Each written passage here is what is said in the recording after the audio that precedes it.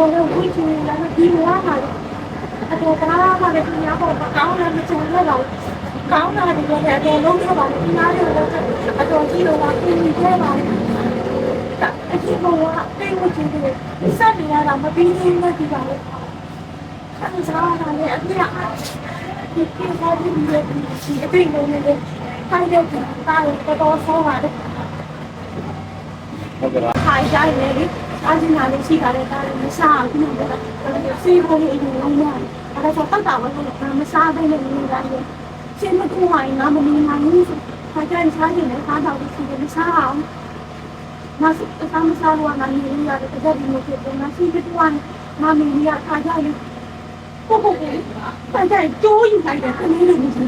တယ်ဒါကြောင့်တော့တဲ့တင်တိုင်းကောင်းမှမခံနိုင်ပါဘူးငါလိုအချင်း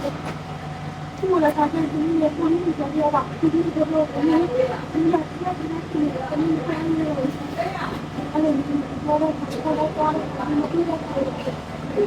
在你这看你我听你的讲。哎呀，过年到了，这话题嘛，我说的吧，这路的来着，我路不会吧，这路不会吧，那来着。哎呀，我了，路不会吧，那看见，那今年路干。လာလာနဲ့ဒီလိုချီးထားတော့နားကုန်ပြန်ပြီးတော့အဲ့လိုအင်းချင်းချင်းလာတော့ဒါလည်းနေလိုက်ကြအခါနဲ့တည်းကညာဝတ်ဆော်တွေပါပြီးဆိုလဲဒီနေ့ကနေ့လိုက်လာတော့ဒီနောက်တော့ကောင်းချတော့ပါတော့ဒီနေ့လိုက်တော့ဒီနေ့ကတော့ရတဲ့ကိုကြီးတွေအဲ့လိုကတော့ကိုမှန်းဘာဖြစ်လဲရောအဆောက်ကိစ္စအဆောက်တချမ်းတော့မရှိတော့အခုဒီအဲ့အဆောက်တချမ်းမရှိတော့တော့ဘုံရတော့အော်ဒါရဖိုက်တာမိုးရဒီလိုပဲဒီမိုးပတ်တိုင်းရှင်ရဒီလိုရှိနာမညောင်းဒါရစစ်တာမျိုးပေါ့နော်အဲ့တော့ဒီနေ့မိကောင်ချုပ်ပြသေးလို့အဖေလည်းဆိုအဲ့နားနေရတာမရှိအဲ့ကြရပမီးလေးကိုလူစုပတ်ပြရတယ်ဒီလိုစုပတ်ပြောပါချင်းချင်းထိုးပြီးတော့ဒီကကြရပို့ပို့တော့ပြောပြရတယ်အဲ့ဒီဝိုင်းပြီးဒီကမပြေဘူးစေ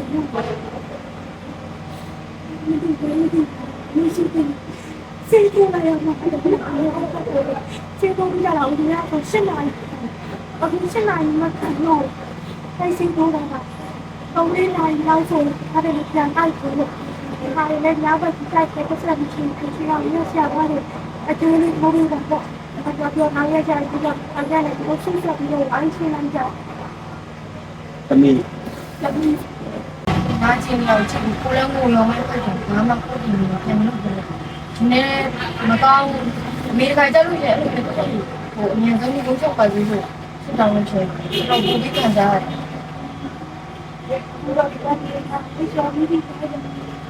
အကြတနေ့ဘယ်လောက်ကြာပါ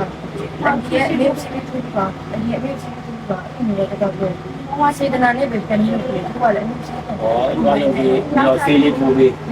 အဲ့လိုလေးပဲနေရတယ်ပေါ့နော်ဒီဆေးကိုကလုံပေးကင်ပြီးမှလည်းသူတို့ကဆေးလေးပါလေးထိုးပြီးတော့သူတို့လည်းကုသရတာပေါ့နော်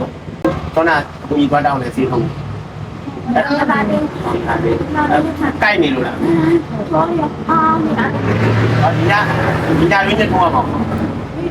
ခါကြလို့ရှိရင်ဒီစတော့ပူဆိုးနေပြီးတော့အန်ဒီတို့ဆောင်ရင်အန်ဒီတို့ကလည်းပြန်မလာဘူးဆိုလို့ရှိရင်နောက်နေ့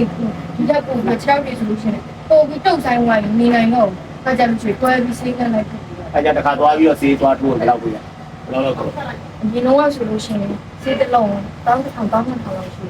အခုဆိုလို့ရှိရင်100ရာခိုင်နှုန်းထိုးရတယ်ကြာခိုင်နှုန်းအခုဆိုလို့ရှိရင်ဈေးပို့တက်သွားတော့တဝက်လုံးက50ပဲထိုးတော့တယ်50ဆို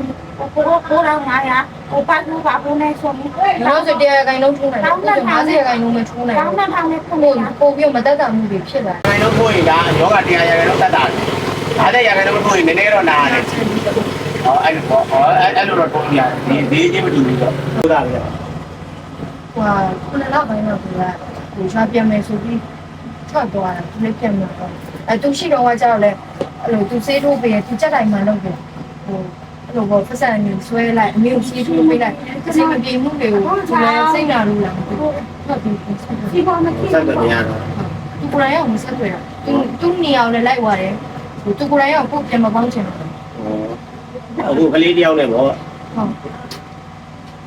အခုလောလောဆယ် ဒီမွေးနေ့ရှင်ညီမလေးတယောက်ထူလာတဲ့ဟာလေးထူခဲ့ပေးဦးမယ်နော်မွေးနေ့ရှင်ကမတ်ချစ်တဲ့မိုးတဲ့ပြည်မြို့ရွှေတောင်ကပြည်ရွှေတောင်ကနေပြီးတော့သူလက်ရှိကတော့ဒူဘိုင်းမှာမတ်ချစ်တဲ့မိုးရဲ့အသက်24နှစ်ပြည့်မွေးနေ့အတွက်ဆိုပြီးလှူထားတဲ့အလှူငွေတွေကနေပြီးတော့မှအလှူငွေ2သိန်းခွဲပြီးလှူခဲ့ပေးမယ်နော်ရအလှူငွေ2သိန်းကဒါကျွန်တော်တို့ဒီပြည်ရွှေတောင်မြို့နယ်ကမတ်ချစ်တဲ့မိုးသူရဲ့24နှစ်ပြည့်မွေးနေ့အတွက်လှူပေးတာအခုလောလောဆယ်တော့စေးထိုးဖို့ရမယ်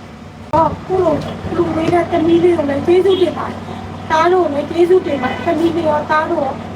စိတ်ချမ်းသာခြင်းကိုကျမ်းမာခြင်းနဲ့ပြည့်စုံကြပါစေ။ ကျေးဇူးအများမဲ့တင်ပါတယ်မိုင်းဒီကပို့ပြောလဲစိတ်တမျိုးပျော်ရှင်ရတယ်လို့စိတ်ပျော်ရှင်တွေအများကြီးရရှိနေတယ် ဟုတ်ကဲ့ပါဒါကတော့ကျွန်တော်တိုင်းသားမြို့နယ်မှာရှိတဲ့မိသားစုတွေပေါ့နော်ဒီမိသားစုကဟိုမိခင်ကတော့လောလောဆယ်ဒီကင်ဆာယောဂဝေဒနာကိုခံစားနေရတယ်သူကနေ့စဉ်နဲ့အမျှပေါ့နော်ဆေးထိုးနေရတယ်နေ့တိုင်းထိုးနေရတယ်ဟိုတမီးကလည်းဒါသူအမျိုးသားဟိုထားခဲ့တဲ့အတွက်ကိုကလေးတယောက်နဲ့